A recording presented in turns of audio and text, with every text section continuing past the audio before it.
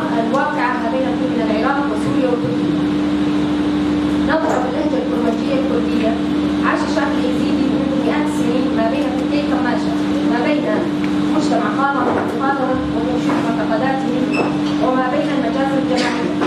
لهذا تجمعوا في مجتمعات صغيرة وحافظوا على عاداتهم وتقاليدهم ومعتقداتهم وتراثهم ودينهم الشعبي، ولكن الشعب اليزيدي مرتكب إبادة جماعية بحقه، إن تلك المجزرة ما هي إلا جريمة حرب وجريمة ضد الإنسانية، حيث راح ضحيتها الآلاف من الأطفال والنساء والمسلمين، واختطفت عدد كبير من النساء والفتيات، وتم بيعهن في سوق حاسم، ودفن الآلاف من الشعب اليزيدي في مقابر جماعية.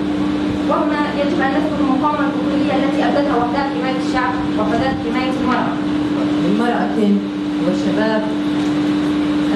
وكلنا نعلم بأن المرأة والشباب هم دائما يكونوا في المقدمة، لأن المسؤولية والأحمال دائما تقع على أكتاف المرأة والشباب. نحن على بداية الطريق وما زلنا في هذه الدورة. طبعا جميعنا سمعنا ما حدث لإخوتنا اليزيدية الذي تعرضوا للمذابح والمجازر على يد الطغاة. الطغاة الذي لا يرحم لا شباب ولا مرأة ولا حتى كبار السن. ونحن في يومنا هذا لن ننسى إبادة الأرمنية، لأن النسيان خيانة. لن ننسى إبادة الأرمنية لأن الغفلة والاستغفال عن القضية الأرمنية هي خيانة.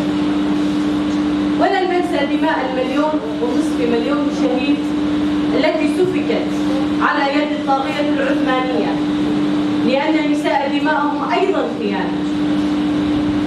فنحن اليوم كجميع المكونات ندافع عن أرض واحدة، عن حرية واحدة، ولكن كل مكون يدافع عن قضيته، لأن لكل مكون قضية، ولكن تشملنا هذه الأرض لأن من هذه الأرض أتت الحرية.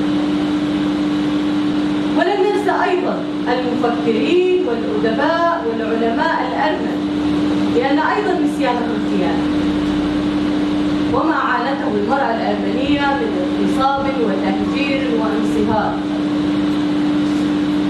في ظل الحرب العالمية الأولى وانشغال الدول في الحروب دبرت المكائد ألمانيا وروسيا، ونفذت الخطط تركيا الفتاة، فكانت مؤامرة من الدول الأخرى كألمانيا تدبر مكائد لقتل الأرمن وذبحهم وتهجيرهم. حتى تحت راية الله أكبر كان هذه المجازر ارتكبت بحق الشعب الأرمني، ولكن هناك ما يكفيه أيضا التاريخ. عندما انتشرت الديانة المسيحية كانت الدولة المملكة الأرمنية هي من أول من اعتنق المسيحية، ولكن ما يفيه التاريخ إن حتى الديانة المسيحية ارتكبت بحق الشعب الأرمني مجازر فظيعة أكبر من المجازر التي ارتكبتها الدولة العثمانية.